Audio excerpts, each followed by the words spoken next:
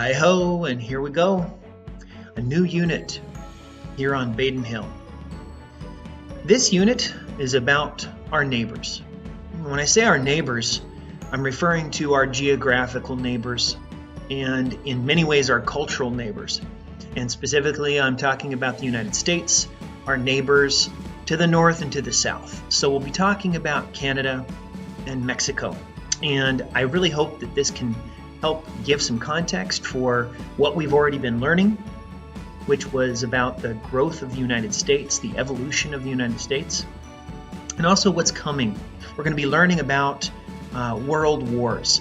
And the 20th century is the history of the world expanding, but also shrinking at the same time.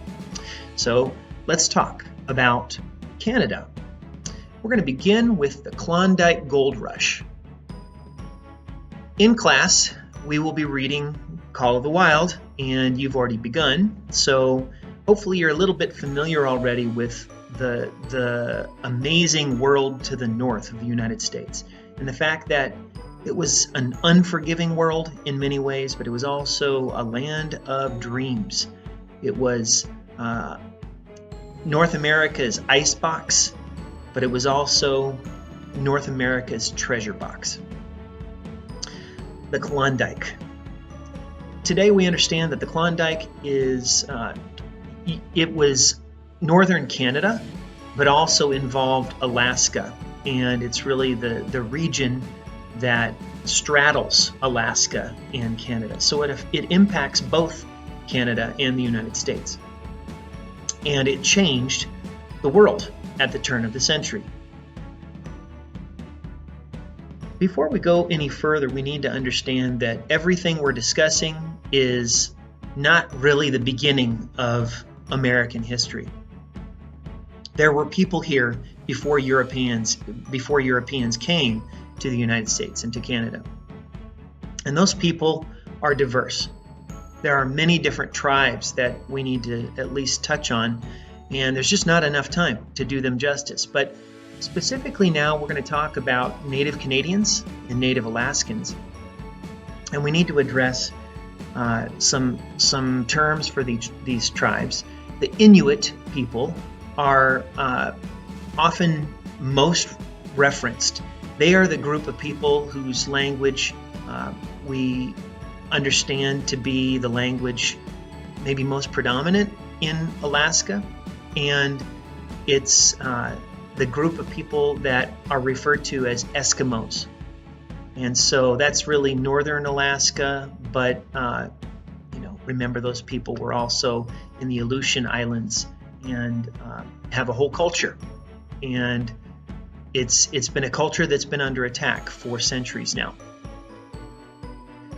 In addition, when we talk about the doorway to the Klondike, particularly in the Yukon Territory, we need to know about the Tagish and the Tlingit people. The Tagish and Tlingit people, along with the Hun people, they were the tribes that were going to be in the way of all the people who came for the gold rush. And it was their land that had the gold on it, and yet they were the people who were pushed off, who were pushed to the side as so many Canadians and mainly Americans stampeded to the north. We also need to address the fact that the English and the French weren't the first people to colonize Canada and Alaska in that area. It was actually the Russians, the Russian people, back to the time of the Russian Empire, colonized most of the west coast of what we think of as North America. And if history had been different, if a war had been fought at a different time or had been won by the other side, then we very well right now could be speaking Russian. This goes back to what happened in the 1800s as the Tsar tried to industrialize Russia, but Russia took a lot longer to industrialize than the rest of the world, certainly than the rest of Europe and the United States. And as a result, there were tensions between those who could modernize and industrialize and lived in cities and the people who were the serfs, the peasants, the poor farmers, and the poor laborers who worked in basic poverty. And so what happened with Russia is they fought a very important war with Britain and with other powers in Europe, and they lost, and that was the Crimean War. The Crimea is a peninsula today that has been kind of controversial in recent years because it was a part of the Ukraine, and then now it has been taken back by the Russian Federation. And so, again, very controversial. The United States doesn't recognize that it belongs to Russia. But back in the 1800s, it was the location of a very brutal war that exposed Russia for being behind the times. It was also a very costly war. And when the Tsar of Russia needed money to fight his war, he thought about giving up his empire in North America, giving up those colonies. And so he sold his possessions in Alaska, and then all the way down the coast. He sold those possessions. How far down did Russian influence go? Well, 40 miles from us here in San Francisco, we have Fort Ross. It's just past Bodega Bay, and it is right on the coast. If you go up Highway 1, Pacific Coast Highway, you come to Fort Ross, which is a Russian fort, and it shows just how far down Russian influence went. So how did this deal get made? Well, President Lincoln had a Secretary of State, and his name was William H. Seward. And Seward and Lincoln are very important to me. Those names, not just because President Lincoln was such a great president, or because Secretary of State Seward did such important things, but because I was born in Lincoln, Nebraska, and I lived first 10 years of my life in Seward, Nebraska. And so Seward and Lincoln are two place names in Nebraska, and Seward is also a place name in Alaska. And it's because of this Secretary of State who was first under President Lincoln. When President Lincoln was assassinated, Secretary Seward was actually shot as well. He was almost assassinated as well, but he recovered. He continued to serve as Secretary of State under President Johnson, who was impeached and survived. But Secretary of State Seward, he brokered the deal of the century, the deal, honestly, of multiple centuries, because it was a pot of gold at the end of the frozen rainbow. Maybe you could say that.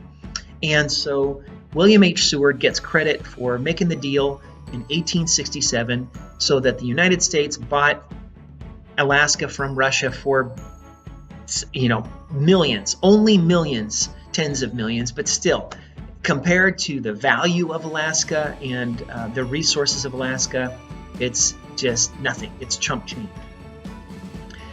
Well, what first happened was discovery of gold, and it happened in several different locations. Not a huge gold rush yet, but gold was discovered in the latter half of the 1800s, and then you have the major discovery on Bonanza Creek, which was we'll talk about next.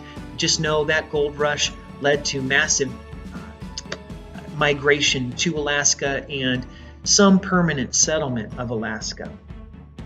Later on, in 1957, there was a different kind of rush. So first there was a gold rush in the 1800s, and then there was the oil rush in 1957, and that basically enabled the push for Alaska to not just be a territory of the United States, but to be a state. So that is the story of Alaska as territory and then as a state of the Union.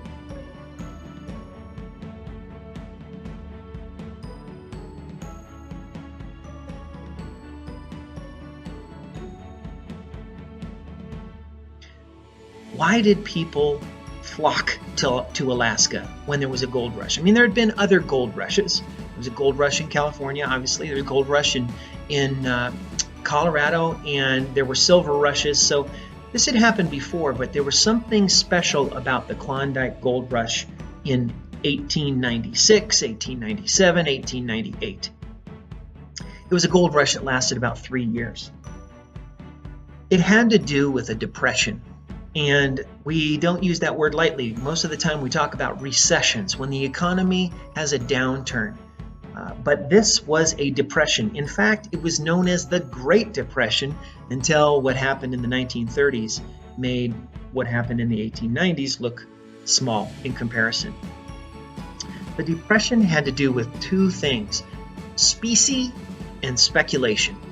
Now, speculation is the habit where people they know something is going to make money, and so they start buying.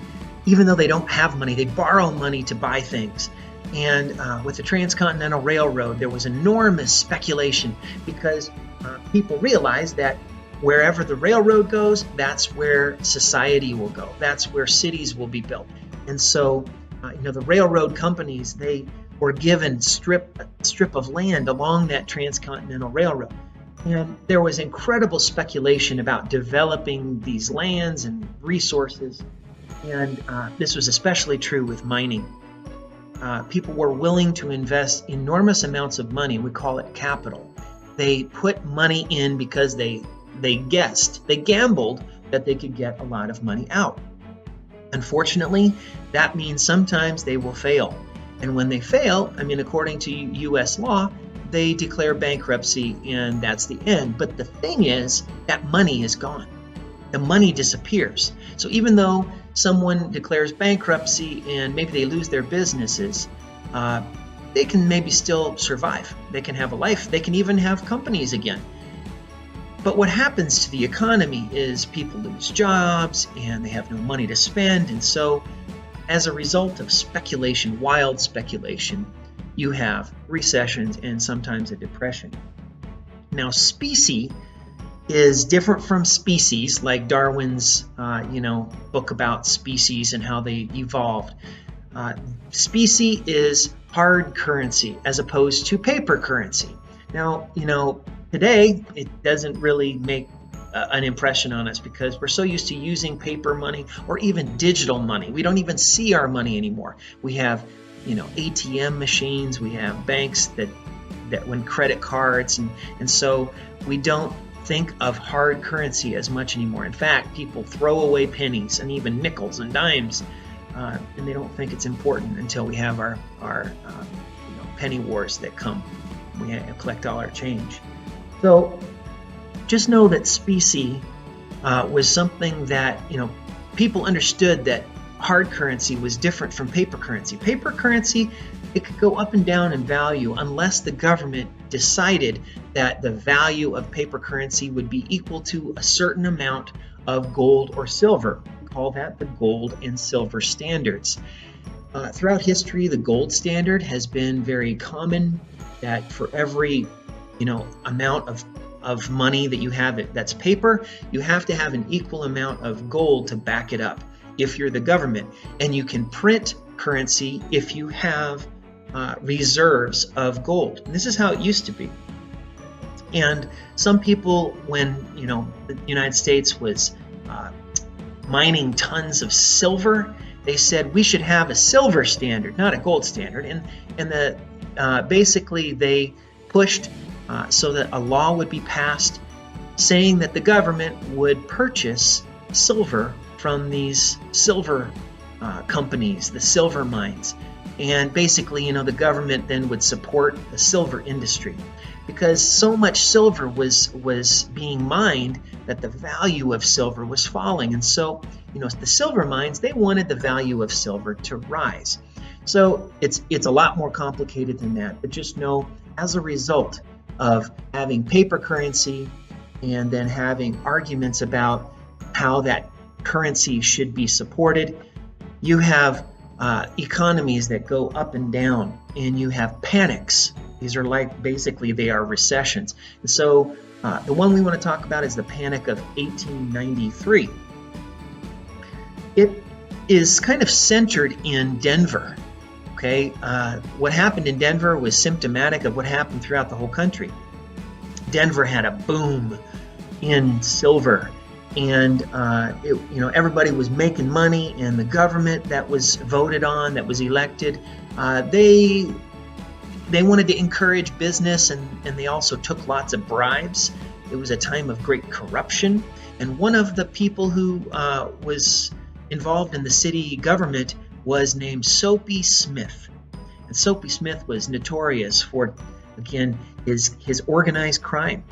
And that was gambling, and it was lots of bad stuff.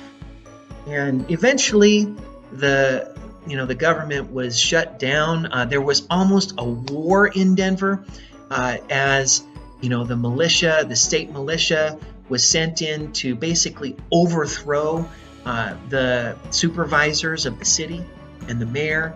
And fortunately there wasn't a war, but it was basically almost an armed conflict to get rid of this corrupt government in Denver. And it basically, the mismanagement led to a depression, a panic within Denver in 1893. But there was also a nationwide panic that was related again to this fact that the government, by law, had to buy this cheap silver. And when the government overextends itself, then you have economic problems. Today we have the government borrowing money and not paying its bills, and so it's a similar kind of situation. So it was bad economic times, and that meant that people were looking for some way to make lots of money quickly. And unemployment in some parts of the country got to over 40%. Over 40% of the population was without a job. And so, of course, you have masses of people who are ready to rush north and join this Klondike gold rush. And also, don't forget, you have Manifest McKinley. You have the president who was elected to basically say, we want to expand the United States and its power and, make America great again, essentially.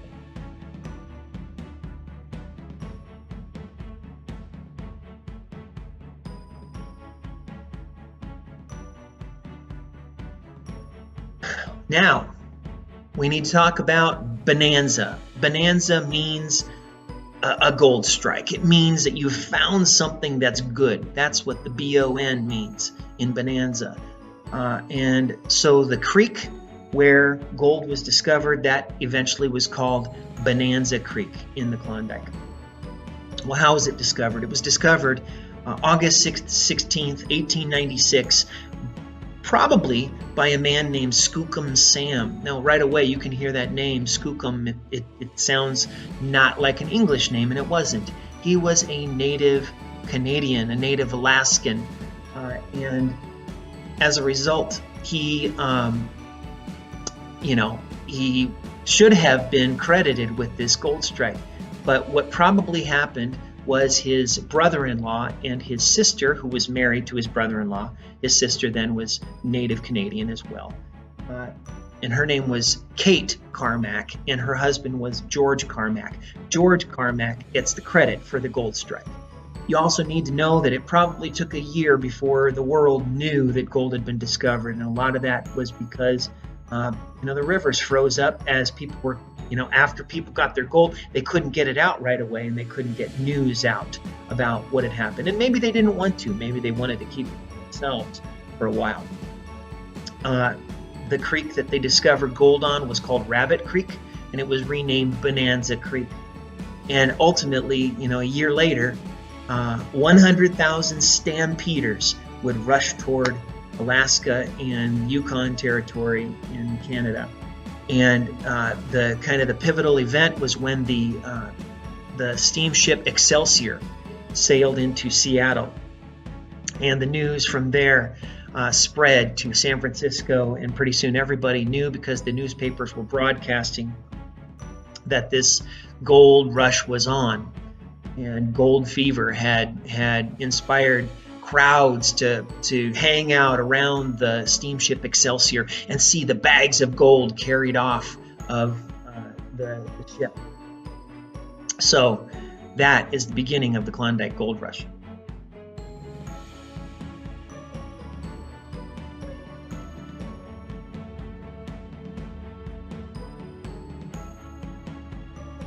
How did people get to the Klondike? There were actually two paths. One was through a town called Dyea. Dyea was a little more to the north, and another town, Skagway, was to the south, and they were pretty much right next to each other, and they were both gateways, and they should both be considered boom towns. They boomed, they exploded in population because people had to have a base camp. They had to have a place to go before they went out into the Klondike and set out on their own.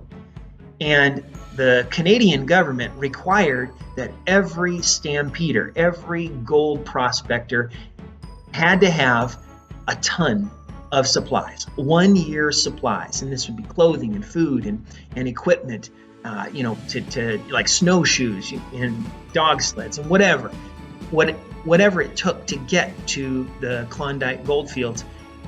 They need to have it ready. Otherwise, the Canadian government, the Mounties, they wouldn't let them in. So there were, again, two passes. The pass out of Skagway was called the White Pass, and it was steep, but not as steep as the other way. And it was the way a lot of people went, but it was so muddy that what happened is, people would start up the pass, and then their horses would get stuck, and the stampeders would just leave the horses behind. They would die, and so it was nicknamed Dead Horse Trail by Jack London. Again, because you'd see the skeletons of horses along the way. So it was a very terrible way to go, and there were also all kinds of bandits. Because it was the easier pass, it was also not easy because of the bandits that were waiting for people. Well, out of Dyea, you had the other pass, which was very steep, but it was called the Golden Staircase, and it was over the Chilkoot Pass. And so 1,500 stairs were carved into this mountainside. It went up 1,000 feet, and the miners basically had to make about 40 trips so they could get their 1 ton of supplies over the pass. And it took weeks for them to make these trips. Many of them gave up. And sometimes an avalanche would actually kill the people who were going over that golden staircase. Finally, you need to know that there were people who made it. There were people who made it to the gold fields, and we'll talk about how in a second, and people who came back with a fortune. Or they made their fortunes in Skagway and Dyea as support industries.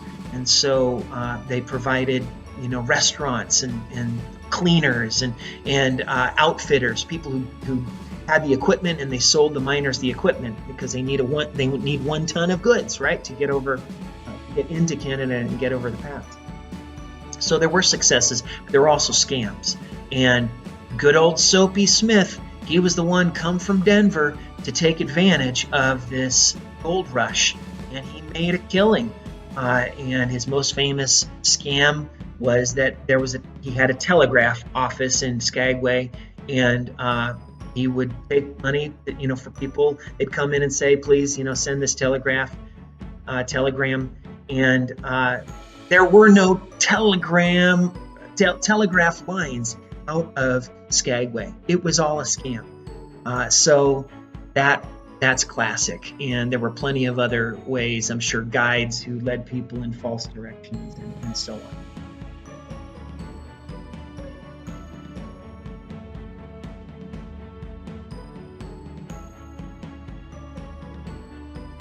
Now, what happened after people got over the Golden Staircase or on the White Pass and all the way to the river?